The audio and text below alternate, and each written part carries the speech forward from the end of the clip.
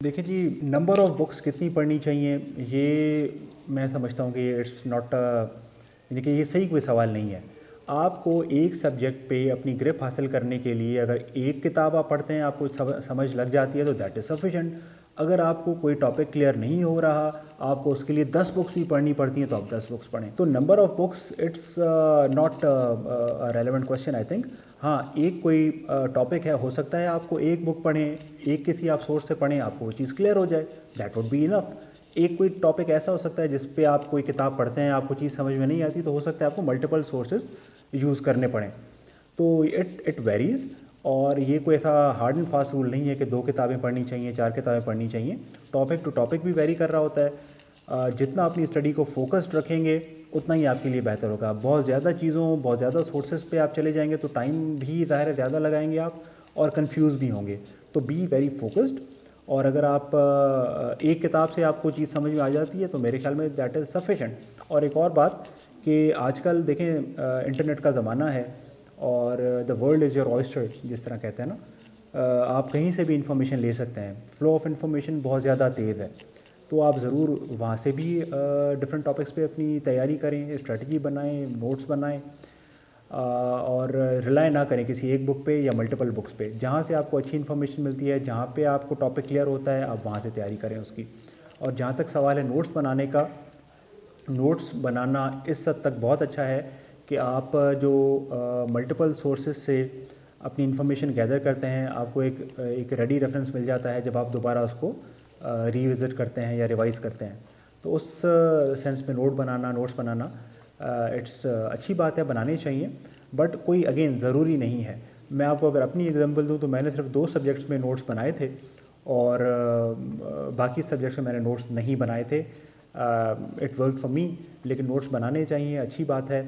आपको एक ready reference मिल जाता है और आपका टाइम रिवीजन के टाइम पे बहुत ज़्यादा सेव होता है। देखिए जी, CSS का जो एग्ज़ाम है ये कोई इतना मुश्किल एग्ज़ाम नहीं है। हम लोगों ने उसको एक हवा बनाया हुआ है। इट्स जिस तरह मैंने आपको पहले कहा, it's a very logical exam. इतना आसान ज़ाहिर है नहीं है। आपको एक सर्टन लेवल ऑफ एक्सपर्टीज़ चाहिए होती हैं इस एग्ज़ाम को पास करने के लिए। लेकिन एक ऐसा कैंडिडेट जो कि शायद अपनी ज़िंदगी में एक मीडियोकर स्टूडेंट रहा था, वो भी इस एग्ज़ाम को बिल्कुल पास कर सकता है। ज़रूरत सिर्फ इस अमर की है कि फ़ोकस्ड होकर स्टडी करे, जो लवाजमात हैं उन पे फोकस करे, और अपने आप को डिस्ट्रैक्ट ना करे। फोकस्ड होकर स्टडी करेगा, जो चंद एक बातें ज़ाहिर है आपकी इंग्लिश का अच्छा होना, आपके ऑप्शनल्स पे ग्रिप होना, कंपलसरी पे ग्रिप होना, अगर ये चीज़ें पूरी करता है तो कोई ज़रूरी नहीं है कि थ्रू आउट ए स्टूडेंट रहा हो। एक मीडियोकर स्टूडेंट जो कि फोकस्ड होके दिल से तैयारी करता है तो बिल्कुल इस एग्ज़ाम को पास कर सकता है। मैं आपसे थोड़ा सा डिसएग्री करूँगा, ऐसा बिल्कुल नहीं है। देखें, सिंध की जो पॉपुलेशन है वो पंजाब से कम है। पंजाब की पॉपुलेशन बाकी सूबों से ज़्यादा है। आप बलूचिस्तान की बात करेंगे, उसकी पॉपुलेशन ज़ाहिर है सिंध से कम है। तो जिस एरिया की पॉपुलेशन जितनी ज़्यादा होगी, ज़ाहिर है उसके चांसेस उतने ही बढ़ जाएंगे पासिंग कैंडिडेट्स की लिस्ट में आने के। ये ज़रूर है कि पंजाब के अंदर चूँकि जो है वो नंबर ऑफ़ कैंडिडेट्स जो कि अपीयर कर रहे हैं CSS के लिए वो ज़्यादा है, तो वहाँ से लोग भी ज़्यादा पास होते हैं। और जहाँ तक फेलिंग की बात आ गई तो सिंध से भी लोग फेल होते हैं, पंजाब से भी लोग फेल होते हैं, बलूचिस्तान से भी फेल होते हैं, के से भी फेल होते हैं। तो ये इस तरह नहीं है। मैं समझता हूँ कि पासिंग और failing ratio it's almost the same.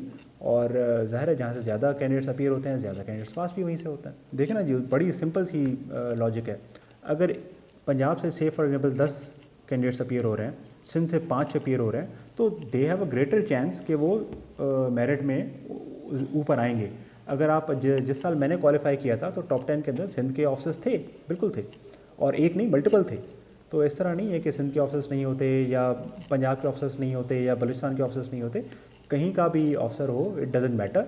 अगर वो मेहनत करता है, दिल से तैयारी करता है, तो वो बिल्कुल टॉप ही कर सकता है। देखिए जी, अगेन CSS का जो इंटरव्यू होता है ना, उसको लेके तो लोगों ने पता नहीं कौन कौन सी कहानियाँ बनाई हुई हैं, अजीब सी मिथ्स बनाई हुई हैं कि जी इस तरह के सवाल होते हैं।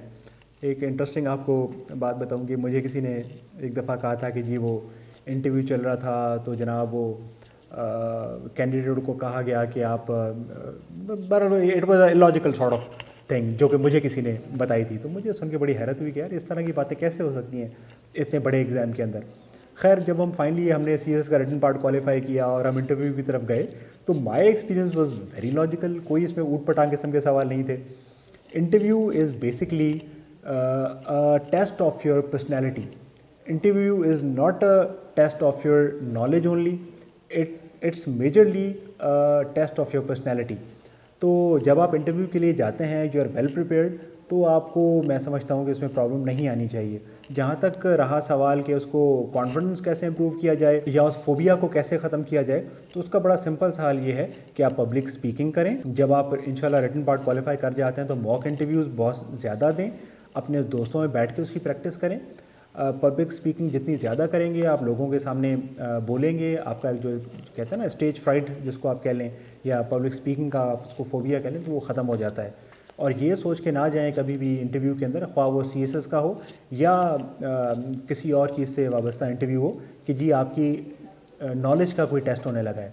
मैं समझता हूँ कि interview is basically about your personality, और आपका जो नॉलेज का टेस्ट है वो ऑलरेडी रिटन में कवर हो चुका हुआ है। ज़ाहिर है आपकी नॉलेज भी टेस्ट हो रही होती है साइमल्टेनियसली, लेकिन मेजर जो मैं समझता हूँ आपका गोल होता है इंटरव्यू का, वो आपकी पर्सनैलिटी को असेस करना होता है। ये देखना होता है कि आया आप इस जॉब के लिए फ़िट हैं या नहीं है, और आपके अंदर क्या ऐसी चीज़ें हैं जो आपको इस जॉब में एक्सेल करने में मदद करेंगी, या क्या ऐसी ख़राबियाँ हैं जो कि आपको खुदा न खासा नुकसान पहुंचा सकती हैं। तो आपकी पर्सनैलिटी का टेस्ट होता है, नॉलेज का टेस्ट नहीं होता। आप बहुत ज़्यादा पब्लिक स्पीकिंग करें, बैठ के प्रैक्टिस करें,